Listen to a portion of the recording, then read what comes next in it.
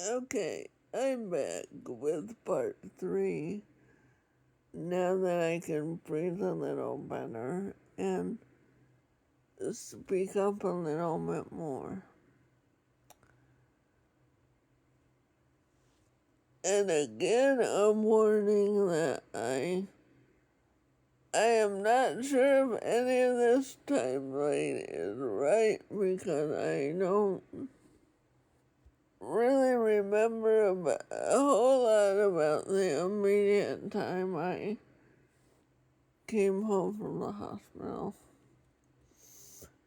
I came home a week before my 8th birthday, and couldn't I couldn't do anything. I couldn't talk or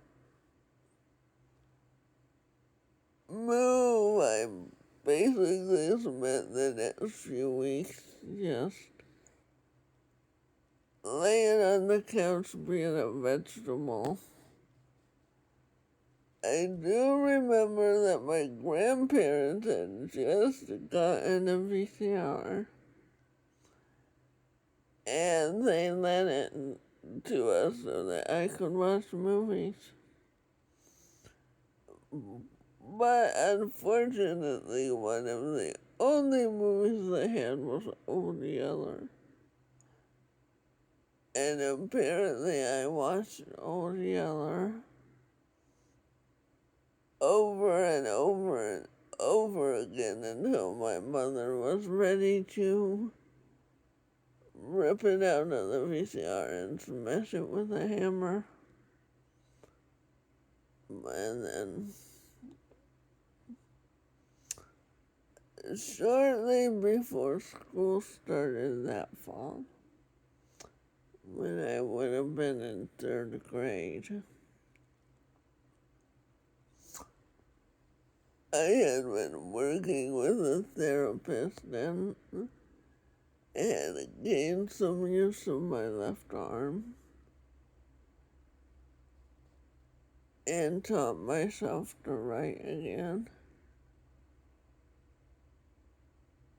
My mom noticed it because I was coloring one day and I made an R, but I made it backwards, which was how my brother wrote his R's at the time.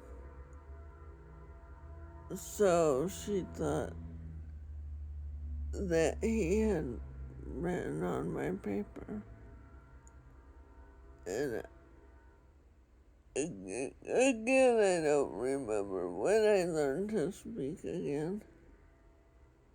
But I somehow let her know that no, I did it.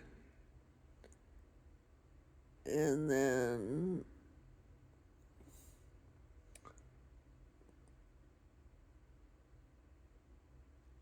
when school started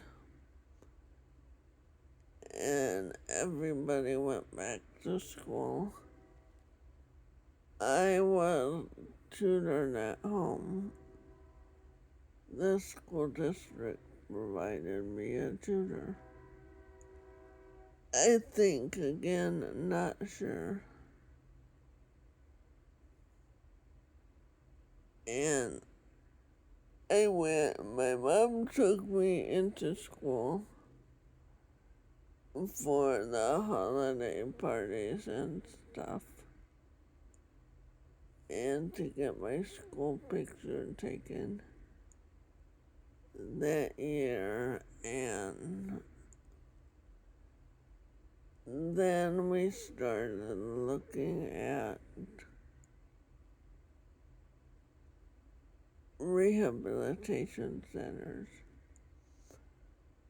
But it was very hard to find one for me since I was only 8.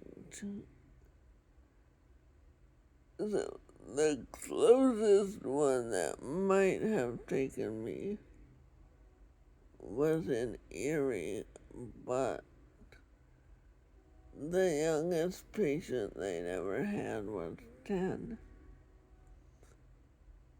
So I ended up going down to the Children's Institute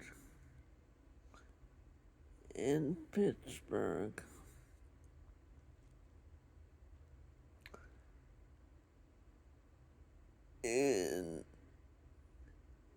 In October of 1985, I think.